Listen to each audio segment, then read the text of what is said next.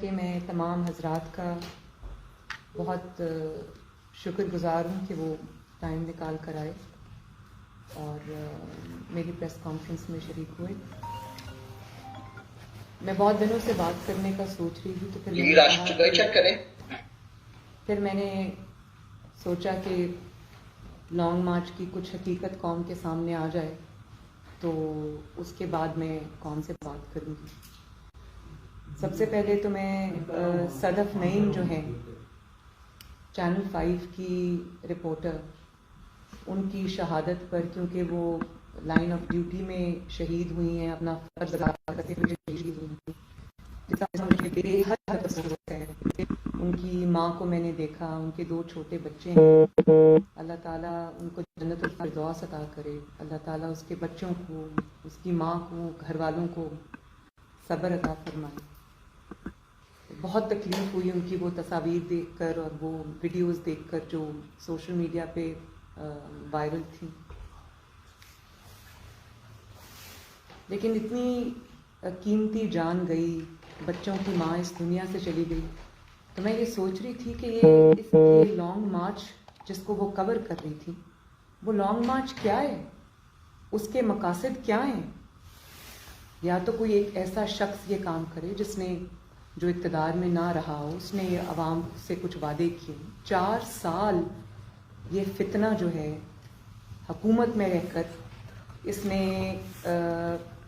کوئی آپ ایریا اٹھا لیں، چاہے وہ اکانومی ہو یا وہ فارن ریلیشنز ہو یا وہ فارن پالیسی ہو یا وہ گورننس ہو، کون سا ایسا ایک کوئی بھی ایریا ہے جو آپ اٹھا لیں جس میں اس نے ملک کی تباہی نہیں کی. اور 4 سال میں قرضے کہاں چلے گئے ملک کے، 4 سال میں اکانومی کتنی زمین زیر زمین چلی گئی اور جو مہنگائی کے حالات ہو گئے. اس شخص کو تو بولنے کے قابل نہیں رہنا چاہیے، اور یہ شخص جلوس لے کر سڑک پہ نکلا ہوا. اور پھر جو لانگ مارچ کی حفاظت کے لیے اتنے لوگ لانگ مارچ میں نہیں ہوتے جتنی حفاظت کے لیے پنجاب پولیس کے لوگ ہوتے ہیں. تو یہ جو کروڑوں اربوں روپیہ قوم کا، ٹیکس پیئر کا ایک ایسے مارچ کے لیے خرچ ہو رہا ہے، اس کی حفاظت کے لیے خرچ ہو رہا ہے، جس مارچ کے کوئی مقاصد سمجھ نہیں آتے، جس مارچ کا کوئی قومی مقصد نہیں ہے. تو مجھے تو یہ سمجھ نہیں آتی کہ اتنی بے دردی سے قوم کا پیسہ خرچ کرنا، اتنی بے دردی سے قوم کے وسائل کو لوٹنا، اس کے لیے بھی مجرمانہ غفلت اور مجرمانہ جو ذہنیت ہے وہ اس کی ضرورت ہے. پھر جس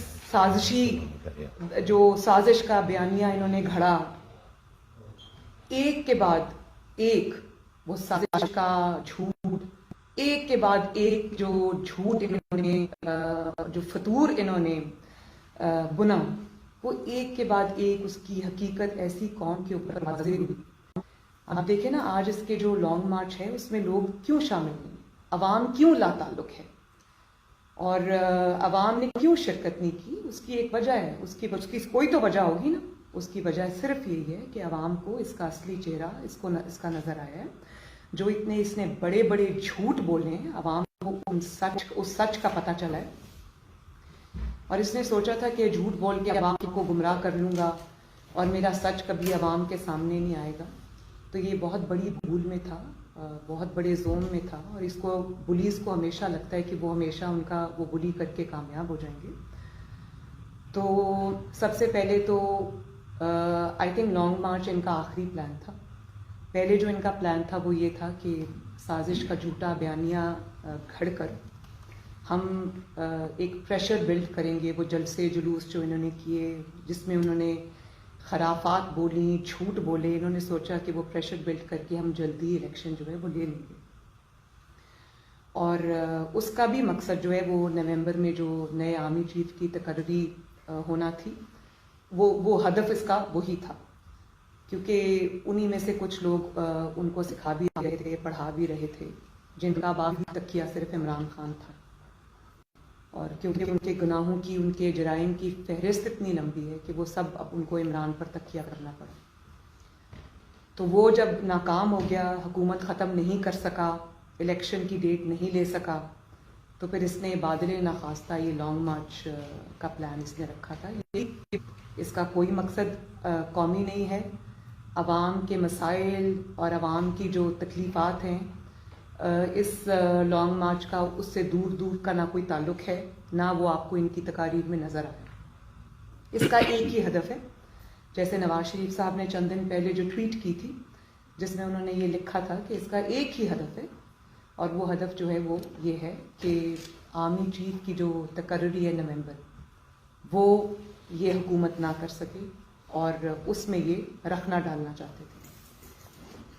یہ اپنی 22 سالہ جد و جہد کی بات کرتے ہیں، لیکن 22 سالہ جد و جہد مشرف کی غلامی سے شروع ہو کر پاشا، ظہیر الاسلام، اور پھر وہ جن کو یہ ہاتھ، ناک، کان، آنکھیں کہتے ہیں، اور جس کے بارے میں پرویز الہی صاحب نے خود یہ کہا کہ یہ ان کی ناکیاں بدلتے رہیں.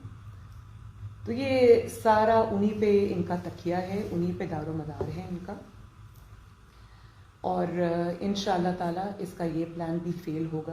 اس کو یہ پتہ ہونا چاہیے کہ تقرری جو ہے آرمی چیف کی رائٹ فلی، کانسٹیٹیوشنلی، لیگلی اس کو شہباز شریف صاحب بطور وزیر اعظم کریں گے، اور انشاءاللہ تعالی وہ ایک اچھے ماحول میں ہوگی، پیسفلی ہوگی. نہ اس سے عمران خان صاحب کا کوئی لینا ہے نہ دینا ہے. یہ انشاءاللہ اس میں ناکام ہوں گے. اور آج جو آپ دیکھ رہے ہیں کہ ان کے فرسٹریشن کا لیول ہے، ان کو پتہ ہے کہ جو آخری کارڈ تھا وہ بھی ان کے ہاتھ سے نکل گیا ہے. لانگ مارچ میں لوگوں نے شرکت نہیں کی. بھئی لوگ کیوں آپ کے لانگ مارچ میں شرکت کریں؟ ماؤں کے بیٹے کیوں آپ کے لانگ مارچ میں شرکت کریں جبکہ آپ کے اپنے بیٹے لندن میں محفوظ ترین مقامات پر ہیں اور ان کو کوئی خطرہ نہیں ہے، وہ سڑک پر رل نہیں رہے، وہ دھکے نہیں کھا رہے آپ کے جھوٹوں کی خاطر. تو قوم کے بیٹوں کو کیا ضرورت پڑی ہے کہ وہ آپ کے جھوٹوں کا دفاع کرنے کے لیے، آپ کی چوریوں کا دفاع کرنے کے لیے، آپ کے ڈاکوں کا دفاع کرنے کے لیے سڑکوں پہ نکلے؟ ایک تو یہ وجہ ہے. اور دوسری یہ وجہ ہے کہ اب یہ ابھی بھی وہی اسٹیبلشمنٹ ڈھونڈ رہا ہے جو اس کے ہاتھ بن جائے، جو اس کے آنکھیں بن جائیں، جو اس کے ناک بن جائیں، جو اس کے کان بن جائیں. اور عوام کو اس بات کا پتہ ہے. اس لیے آپ دیکھیں کہ لانگ مارچ آج کتنے 5 دن ہو گئے ہیں شاید لانگ مارچ کو. 5 دن میں وہ جو پارٹ ٹائم لانگ مارچ ہے اس کو پارٹ ٹائم لانگ مارچ کہنا چاہیے. کھانا کھا کے دوپہر کا یہ گھر سے نکلتے ہیں لاہور سے، اور پھر شام کی چائے پینے کے لیے یہ گھر واپس چلے جاتے ہیں. تو یہ جو پارٹ ٹائم لانگ مارچ ہے یہ 2 دن میں 2 گھنٹوں میں ختم ہو جاتے ہیں. ہر 10 میل کے بعد یہ واپس لاہور آ جاتے ہیں. اور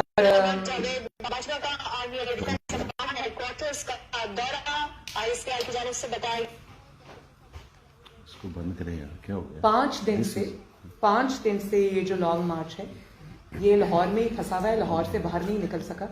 اور کل ہم یہ سن رہے تھے کہ یہ لانگ مارچ جو ہے وہ ابھی